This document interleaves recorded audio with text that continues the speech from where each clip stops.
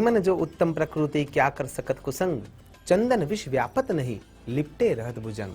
नमो नमः। તમારા બધાનું સ્વાગત કરું છું આધ્યાત્મિક મહાશક્તિમાં। ચંદન કેમ પવિત્ર માનવામાં આવે છે અને કેમ દરેક પૂજા એના સિવાય પૂર્ણ થતી નથી?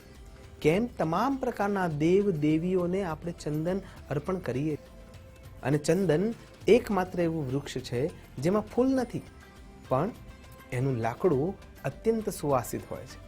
અને એ જે કાષ્ટ છે એ ખરેખર લાકડું કહી જ ના શકાય। એ જે કાષ્ટ છે એ કાષ્ટમાંથી બનતી જે સમિધા છે એ સમિધા અથવા એ કાષ્ટના ગર્ભમાંથી મળતું જે ઉત્તમ પ્રકારનું અત્તર છે અથવા જે મણકાઓ એમાંથી કાષ્ટમાંથી બનાવવામાં આવે છે સમિધાના રૂપમાં, સમિધા હોમ માટે પણ ઉત્તમ માનવામાં આવે છે। અને એની સાથે સાથે પાંદડાથી માંડીને, મૂળથી માંડીને, લાકડાથી માંડીને તમામ વસ્તુઓ જે દેવ તત્વ માટે બનેલી છે, એટલા માટે એની પ્રકૃતિ ઉત્તમ છે।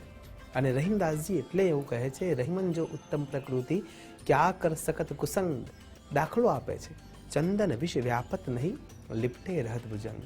એટલે કે જો જે સજ્જનતા માટે જન્મ્યું છે અને સતત એના મનમાં વિચારો કેવળ અને કેવળ ઈશ્વર પ્રદત્ત છે અથવા સુયોગ્ય છે, તો દુર્જનોનો કોઈ પણ પ્રભાવ એના ઉપર પડતો નથી। જેમ કે સર્પ છે એ ચંદનના આજુબાજુમાં વિષને પોતાના ગરલમાં મૂકીને સતત જોડાયેલો રહે છે અને છતાં પણ એ સર્પને ઠંડક જ આપવાનું કામ કરે છે। એની ગરલતામાંથી વિષને એ સ્પર્શ થવા દેતી નથી, એટલા માટે ચંદન ઈશ્વરને અર્પિત કરવામાં આવે છે। અને 3 પ્રકારના મુખ્ય ચંદન જોવા મળે છે। સૌથી પહેલું શ્વેત ચંદન, બીજા નંબરમાં આવે છે રક્તચંદન, અને પછી જે ઈશ્વરને અત્યંત પ્રિય છે કેમ કે જેમાં ભક્તિ છે એ છે ગોપી ચંદન।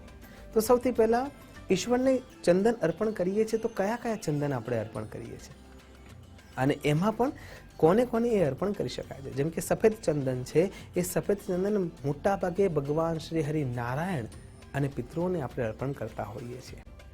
નારાયણ અને એમના અવતારો એના માટે પૂજિત જ્યારે કરવાના હોય છે ત્યારે શ્વેત ચંદનનો ઉપયોગ થતો હોય છે। રક્તચંદન ભગવતી, દુર્ગા, દેવીઓના જેટલા પણ સ્વરૂપો છે એ બધાને રક્તચંદનથી આપણે ઉપટન અને લેપન આપતા હોઈએ છીએ।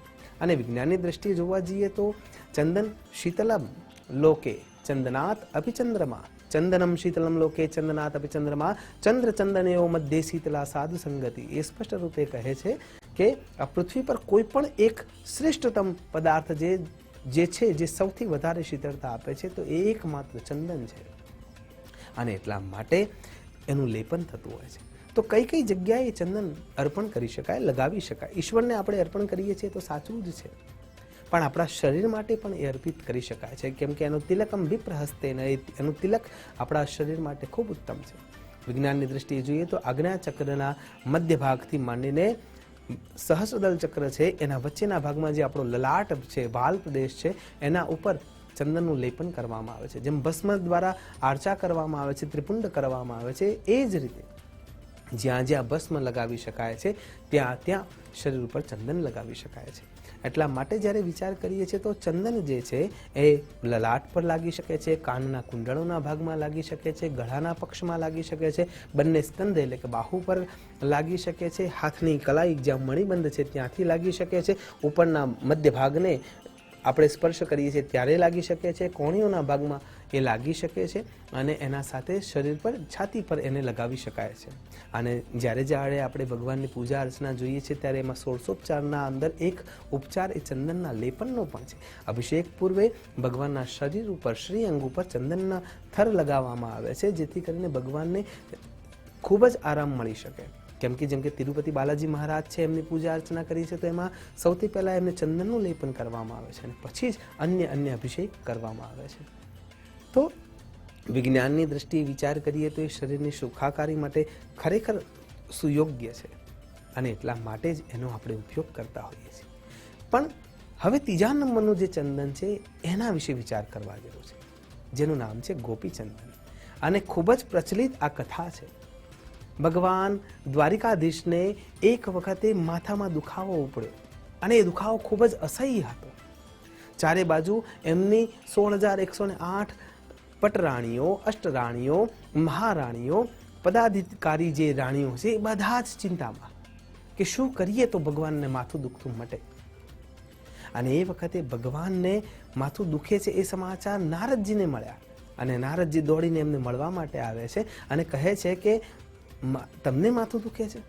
જગતના પાલનહારને માથું દુખે છે? એવો કયો ઉપાય છે કે જે અમે કરી શકીએ એમ છે? ત્યારે ભગવાન ભક્ત વત્સલ છે એટલા માટે એમ કહે છે કે જો મારું કોઈ પણ એક ભક્ત એના પગના અંદરની રજને મને આપે અને એ મારા માથા ઉપર લગાવવામાં આવે તો આ દુખાવો મટી શકે એમ છે. અને એ વખતે નારદજી 1,008, 16,108 અને તમામ ગ્રામ્યજનો બધાને પૂછે છે. શરૂઆત તો ઓછાથી જ કરે છે પણ બધા જ વ્યક્તિઓને પૂછે છે અને પૂછીને એમ કહે છે કે ભગવાનનું માથું દુખી રહ્યું છે અને તમારે એને મટાડવા માટે તમારા ચરણોની રજ આપવાની છે. પણ જોજો તમે જો ભગવાનના માથા ઉપર લેપન માટે તમારા પગની રજ આપશો તો નરક ભોગવવા પડશે. અને એટલા માટે 16,108 રાણીઓ ના કહી દે છે, ગ્રામ્યજનો ના પાડી દે છે. શરૂઆતના જે મંત્રી હતા 1,008 એ પણ ના કહી દે છે. બધા એમ કહે છે કે અમારા પગની ધૂળ ભગવાનના મસ્તક ઉપર કેવી રીતે લાગી શકે અને અમારે નરક ભોગવવા નથી, એટલા માટે આ નહીં બની શકે. ભગવાનનો દુખાવો વધતો જાય છે. નારદજી પાછા આવે છે અને આવીને ભગવાનને કહે છે કે તમારા માટે જે ચરણ રજની જરૂર છે એ હવે મળવી બહુ મુશ્કેલ થતી જાય છે. દ્વારિકામાં અને ત્રિભુવનમાં હું ફરીને આવ્યો છું, તમામ પ્રકારના દેવોને હું મળીને આવ્યો છું, પણ એમાંથી કોઈ તૈયાર નથી. અને જગતનો નાથ મધુસૂદન હસતા હસતા એમ કહે છે કે એકવાર વૃંદાવન તો જઈ આવ, કદાચ ત્યાંથી મળી જાય. અને ભગવાનના બોલેલા શબ્દોને પૂરા કરવા માટે નારદજી ત્યાં પહોંચે છે અને જઈને નારદજી એમ કહે છે કે કૃષ્ણ તમને યાદ કરે છે. તો બધા જ પોતાનું કાર્ય છોડીને નારદજીના આજુબાજુમાં ઊભા થઈ જાય છે. અને પછી જ્યારે નારદજીને પૂછે છે કે કેમ છે અમારો કાનો, નારદજી એમ કહે છે કે તમારા કાનાને અસહ્ય માથું દુખી રહ્યું છે અને એને એમ કહ્યું છે કે જો મારા કોઈ પણ પ્રિય ભક્તના ચરણની માટી એટલે કે રજ મળી જાય તો અને તો જ આ મટી શકે એમ છે. અને ત્યાં એક ભગવાનની અંતરંગ શક્તિ જે રાધિકાજી બેઠા છે એમ તરત કહી દે છે કે કરોડો જન્મો સુધી જો નરક ભોગવવા પડતા હોય તો અમે ભોગવવા માટે તૈયાર છીએ. નારદજી તમે બહુ મોડું કરી રહ્યા છો કે તમે અમને સમાચાર મોડા આપ્યા કે અમારા કૃષ્ણને હું માથું દુખી રહ્યું છે. આ ચરણ રજ લઈ જાઓ અને એના કરતા અમને લઈ જાઓ, અમે ત્યાં આવીને લગાવીશું, નરક ભોગવવા માટે અમે તૈયાર છીએ. એટલું સાંભળીને નારદજી સાથે તમામ ગોપીઓ, રાધિકાજી બધા તત્પર થાય છે આવવા માટે. દ્વારિકા નગરીમાં પહોંચે છે.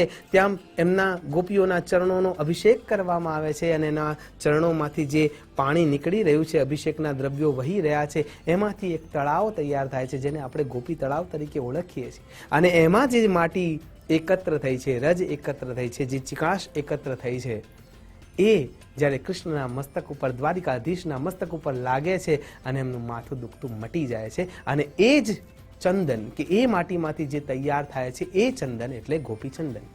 આ મહિમા ચંદનનો છે. શાસ્ત્ર એવું સ્પષ્ટ રૂપે કહે છે કે જેના લલાટ પર, ભાલ પ્રદેશ પર જો તિલક ના હોય તો એના શુકન લેવા પણ યોગ્ય નથી. અને એટલા માટે શિખા સૂત્ર સહિત તિલક સાથે આપણા ત્યાં ઘરમાંથી બહાર નીકળવાને શુભતા ગણવામાં આવે છે. આશા કરું છું તિલકમ વિપ્ર હસ્તે ને બ્રાહ્મણ તમારા મસ્તક ઉપર તિલક કરનાર બને અને એ તિલકના માધ્યમથી તમે તમામ પ્રકારની ઉર્જાને આત્મસાત કરી શકો. શરીર જે ખરા અર્થમાં ધર્મનું માધ્યમ છે એના થકી તમે ધર્મની સાચા અર્થમાં સેવા અને સેવના કરી શકો. એ જ અભ્યર્થના સાથે નમસ્કાર. અસ્તુ સદા શિવોહમ. નમો નમઃ.